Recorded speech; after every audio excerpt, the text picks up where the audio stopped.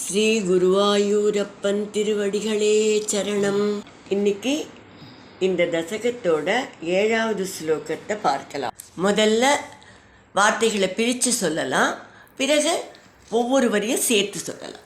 நவா பவன் யோகி வரானவான்யே, நவா பவன் யோகி வரானவான்யே, त्वपालयन् भारतवर्षखण्डान्, त्वपालयन् भारतवर्षखण्डान्, सैकात्वशीतिस्तव शेषपुत्रास्, सैकात्वशीतिस्तव शेषपुत्रास्, तपोबलाद् भूसुर भूयमीयुः, तपोबलाद् भूसुर भूयमीयुः.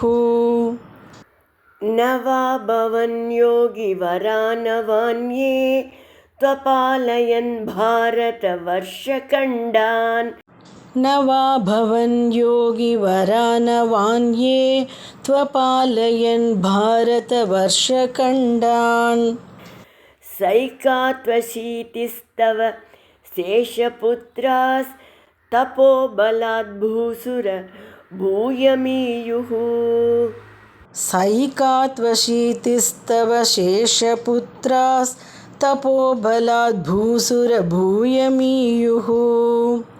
இப்போ நாம் இந்த ஸ்லோகத்தோட வார்த்தைகளை பிரித்து அர்த்தங்களை பார்க்கலாம். நவ 9 புதல்வர்கள், யோகி வராகா அபவன் சிறந்த யோகிகளாக ஆனார்கள்.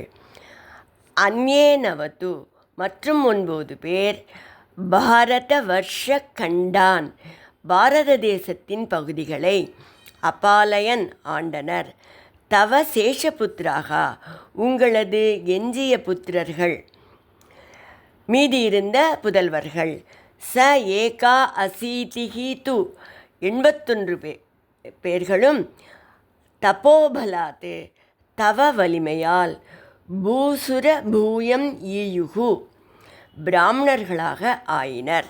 இப்போ இந்த ஸ்லோகத்தை முழுவதுமாக பாராயணம் பண்ணி இதோட முழு அர்த்தத்தையும் பார்க்கலாம்.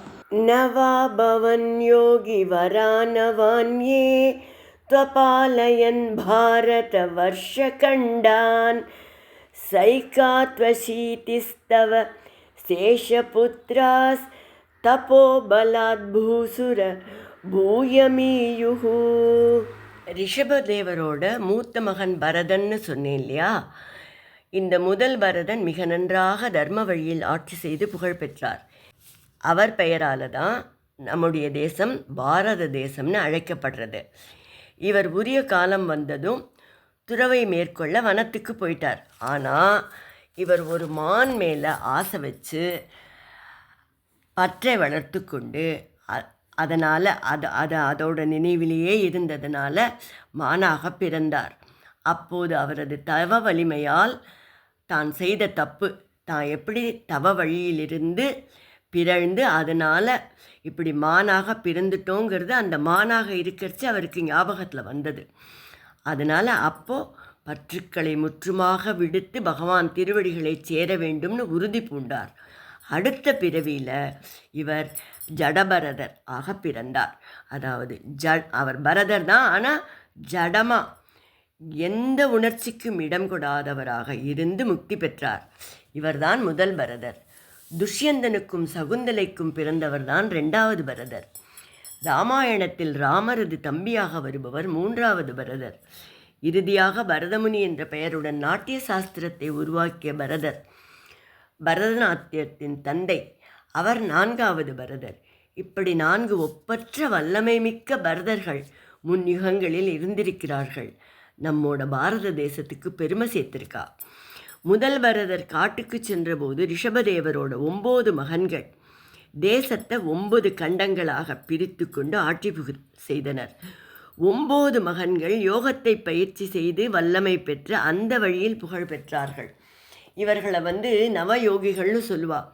இவர்கள் ரொம்ப புகழ்பெற்ற யோகிகளாக இருந்தார்கள் அப்படின்னும், இவர்களோட உபதேசமெல்லாம் என்ன அப்படிங்கிறதெல்லாம் பற்றியும் அந்த நவயோகிகளோட சரித்திரம் தனியாக பாகவதத்தோட 11வது ஸ்கந்தத்தில் வருது. ஸோ அவளும் ரொம்ப புகழ்பெற்ற யோகிகள். மீதி இருந்த 81 பிள்ளைகளும் நிறைய தவம் செய்தனர். அந்த தவத்தோட வலிமையால் இவர்கள் க்ஷத்திரியர்களாக பிறந்த போதிலும் பிராமணர்களாக ஆனார்கள். அதாவது ஒரு அரசனாக இருப்பது போக வாழ்க்கை. ஆனால் அரச குலத்தில் பிறந்தும் தவத்தில் ஈடுபட்டு சுகபோகங்களை துறந்து ஆன்மீக வாழ்க்கை, எளிமையான வாழ்க்கை வாழ்ந்து வேத நெறியில் நின்று மற்றவர்களுக்கும் வேத நெறியை கற்பித்தார்கள். இதைத்தான் பட்டதிரிகள் பிராமணர்களாக ஆனார்கள் என்று குறிப்பிடுகிறார். சென்ற ஸ்லோகத்தோட விளக்கத்தில் சொன்னது போல ரிஷபதேவரோட 100 புதல்வர்களும் செயற்கரிய செயல்களை செய்ய பிறந்தவர்கள் என்று தெரிகிறது இல்லையா?